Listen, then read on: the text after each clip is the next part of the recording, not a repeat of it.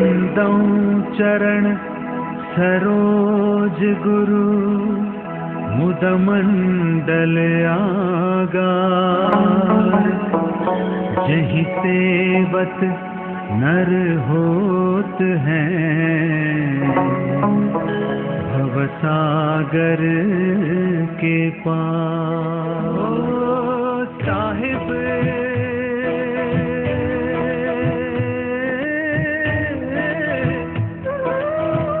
जग में महान है मेरा साहिब,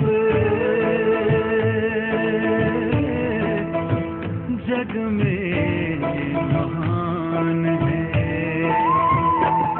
तेरे चरणों में मेरी जान है, मेरा साहिब सत्य समान है। मैं बंदगी साहिब की करूं, मेरा साहिब ही भगवान है।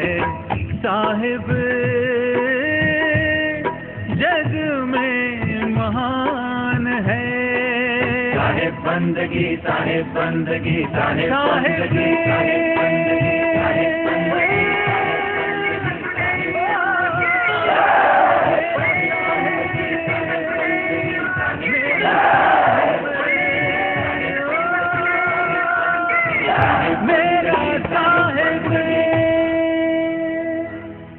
देवदूत ने जब स्वर्ग का वर्णन किया, मृदुगल ऋषि ने एक सवाल पूछा, हे देवदूत ये बताओ स्वर्ग में कमी क्या है,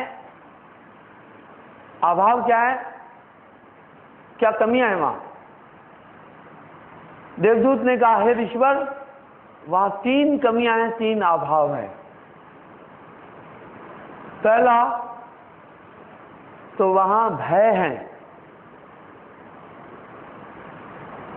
भय क्यों है? क्योंकि कर्मों के क्षीण होने के बाद में मृत्युलोक में जन्म लेना होता है, वहां से आना पड़ता है। तो जब आना होता है उससे पहले उनके फूल मुरझाने लगते हैं जो गले और हाथों में, कुमलाने लगते हैं। इसलिए वहां भय है। पहला वहां भय है। दूसरा बोला, है ऋषिवर वहां ईर्ष्या है। ईर्ष्या क्यों है? 3 श्रेणियों का, 3 कैटेगरी का स्वर्ग है, साधारण, मध्यम, उत्तम। तो जो साधारण और बाकी स्वर्गों में है वो देखते रहते हैं कि उनका वैभव हमसे अच्छा है, उनका रहन सहन हमसे अच्छा है, वो उनको और सुख है। जैसे यहाँ भी देखते हैं ना, गरीब, मध्यम, उत्तम, इसी तरह वहां भी 3 कैटेगरीज है। बोला, हे ऋषिवर वहां ईर्ष्या है। और तीसरा, स्वर्ग में मनुष्य केवल अपने कर्मों का भोगने के लिए जाता है। वहां कोई भी आगे का की उन्नति नहीं है, वहां कोई भी तरक्की नहीं है। मृदुगल ऋषि ने देवदूत से कहा, धन्यवाद देवदूत, तुम वापस जा सकते हो, मुझे स्वर्ग में नहीं जाना, क्योंकि तुम्हारा स्वर्ग दोष युक्त है। इसमें 3 बड़े दोष हैं। जहां भय है वहां आनंदपूर्ण हो ही नहीं सकता। सदा आनंद होता है वहां, अगर उस अमर लोक में भय नहीं है, न मृत्यु है। और बोला, हे देवदूत तुम्हारे स्वर्ग में ईर्ष्या है। जहां ईर्ष्या है वहां संताप होंगे, वहां सुख कैसा? ईर्ष्या करने वाला कभी सुखी नहीं हो सकता है। इसलिए तुम्हारे स्वर्ग का ये बहुत भयंकर दोष है, वहां ईर्ष्या है। तीसरा, वहां केवल जड़ है, मनुष्य अपने कर्मों का ही फल भोग रहा है, वो तो भोग लोग है। हे देवदूत मुझे ऐसा स्वर्ग नहीं चाहिए, मैं अनंत अनादि को प्राप्त करना चाहता हूँ, अखंड ब्रह्म की प्राप्ति करना चाहता हूँ, जहाँ से मेरी आत्मा दोबारा यहाँ ना आए। वहाँ क्षणिक सुख है, इसलिए मैं अनंत की खोज में हूँ। हे देवदूत तुम चले जाओ। तो साहब उस देश के लिए कह रहे हैं, संतोषो निर्देश हमारा, ऐसा वो देश है। धर्म अधर्म तहाँ कछ नाही, संयम नहीं आचारा, अति अवधान शब्द सर्वो पर, शोभा जास अपारा। कहे कबीर सुनो भाई साधो, 3 लोक से न्यारा। थोड़ा गौर तो करें। आज दुनिया के अंदर करीब करीब 50 करोड़ लोग संतों की वाणी को अनुकरण, साहिब की आइडियोलॉजी को अनुकरण कर रहे हैं। 50 करोड़ लोग।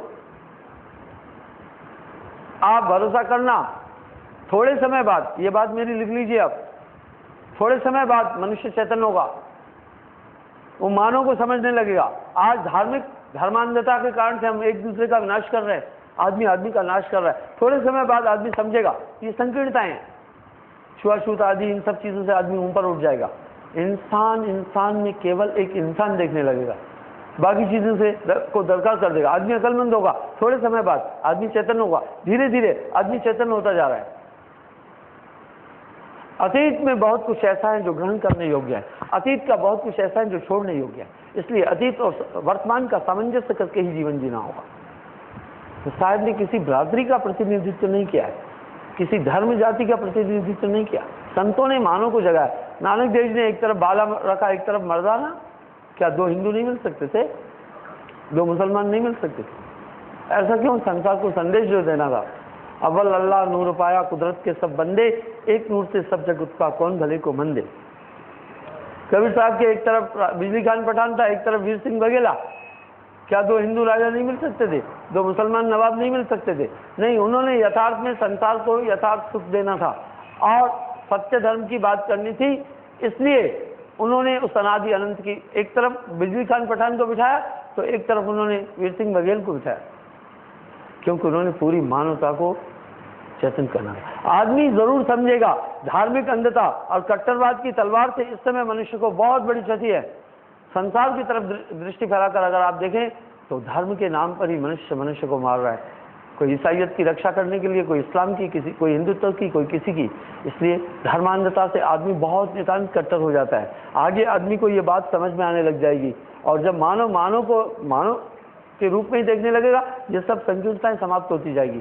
तो साहब, अभी साहब के अनुयायी संसार में 50 करोड़ के आसपास हैं। साहब ने किसी भी धर्म की स्थापना नहीं की है, उन्होंने आकर किसी धर्म की स्थापना नहीं की, उन्होंने आकर मानव को जगाया। मानव तेरा गुण बड़ा शाम नावत का। तो इस तरह बनो, उस देश में भी ये सब चीजें नहीं है जो आत्मा का देश है। हम सब कैसे हैं? एक तरफ तो हम कह रहे हैं आत्मवतम सर्वभूतेषु, संपूर्ण प्राणियों में एक ही आत्मा है। एक तरफ हमारे अंदर ये भेदभाव क्यों है? ये भेदभाव हमें किसने सिखाया? धार्मिक संकीर्णताओं ने सिखाया। इसलिए हम क्रूर बन रहे हैं, हम एक दूसरे के खून के प्यासे बन रहे हैं। भाई रे दूर जगदीश कहाँ से आए? कबीर साहब की वाणी समाज को एक सुंदर दिशा की तरफ ले चल रही है। तो भाइयों, कैसा वो देश है? वहाँ मन नहीं है, माया नहीं है, बुद्धि नहीं है, चित्त नहीं है। वाह, बड़ा गजब का देश है। साहब उस देश का अपनी वाणी में वर्णन कर रहे हैं। सहज अंशलक जैतिक भाषा सो रचना पढ़ ले तर राखा। साहब ने पूरे ब्रह्मांड का विवरण दिया बहुत खूबी से। ये 14 लोक का वर्णन दिया कि शनि के आगे क्या है, राहु के आगे क्या है, लोक लोकांतर क्या है, ये सब वर्णन दिया। शून्य में 14 लोक है,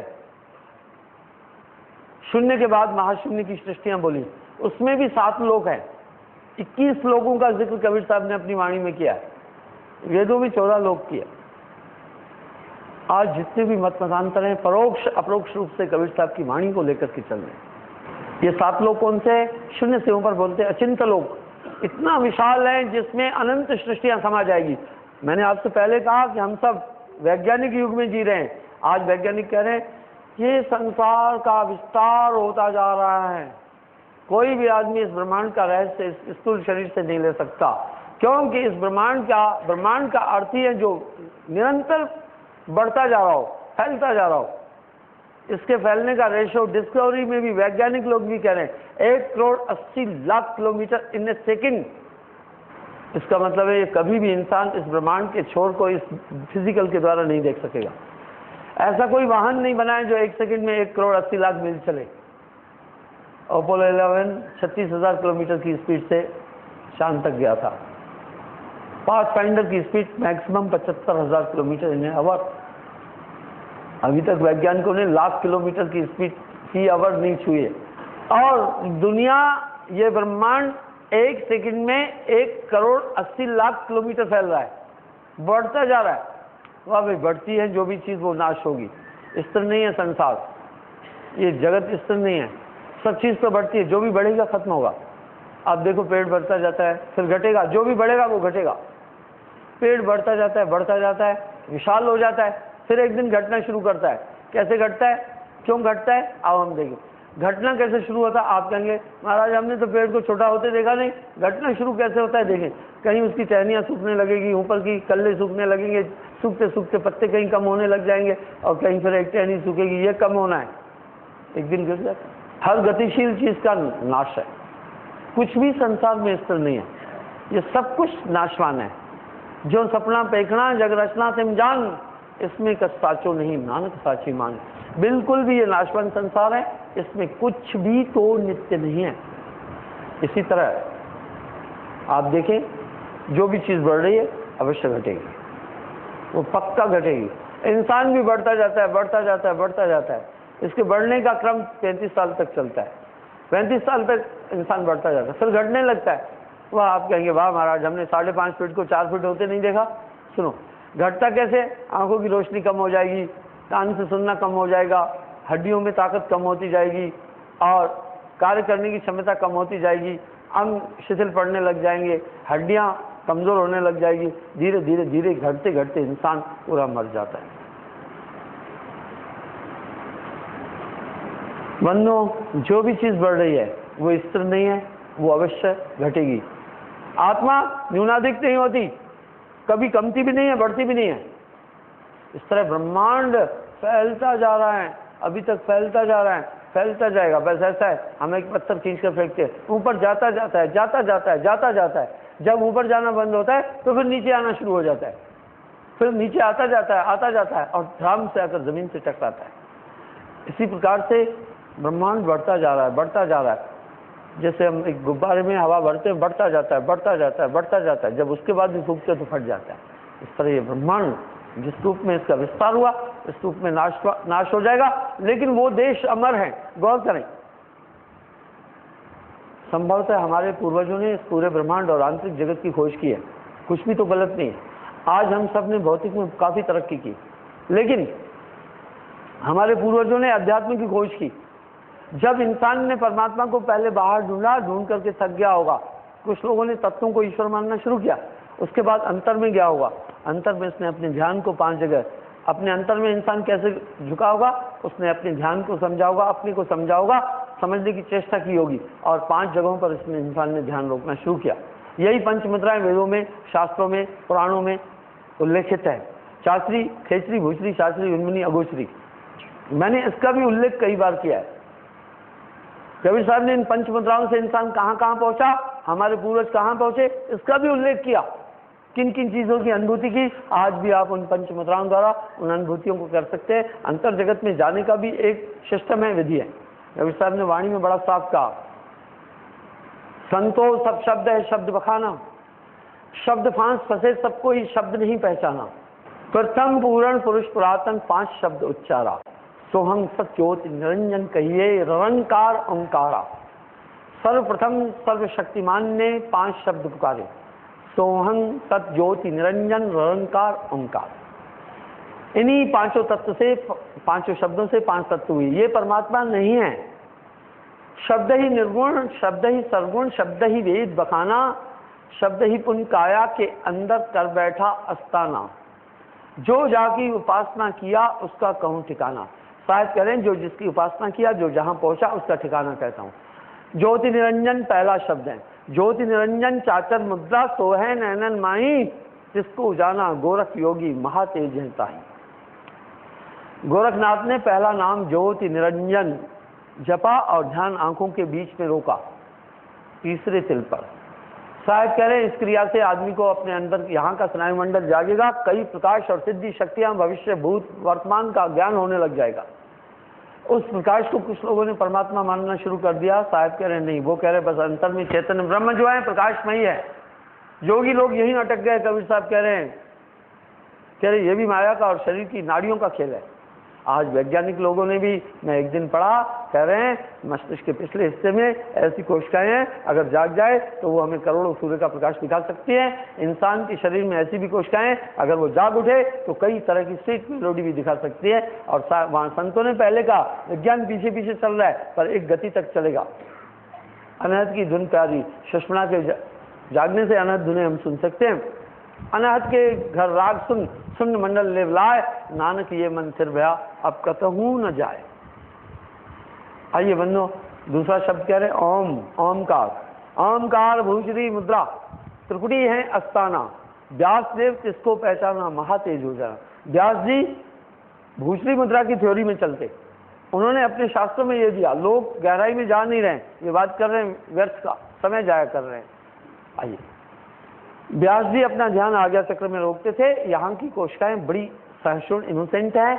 जब ये कोशिकाएं जाग जाती हैं, कई लोकांतर और कई बड़ी दूर की चीजें भी आदमी यहाँ बैठकर देख सकता है। इसलिए व्यास जी के पास ये कला थी और संजय को ये शक्ति दी थी।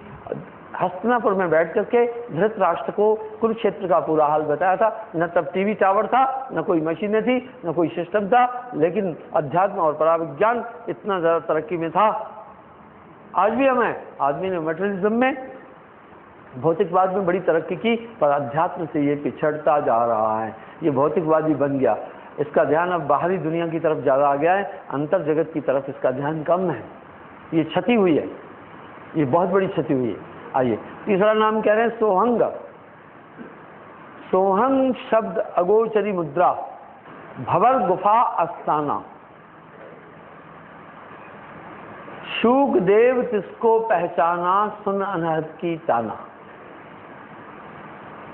शुकदेव जी सोहंग शब्द का जाप करते थे और भवर गुफा में बंकनाल के अंदर जाकर वहां ध्यान रोकते थे। 70 किस्म के बाजे वहां सुनाई देते हैं। इसको कबीर साहब ने अपनी वाणी में फरमाया, रस गगन गुफा में अजर झरे, बिन बाजा बिजली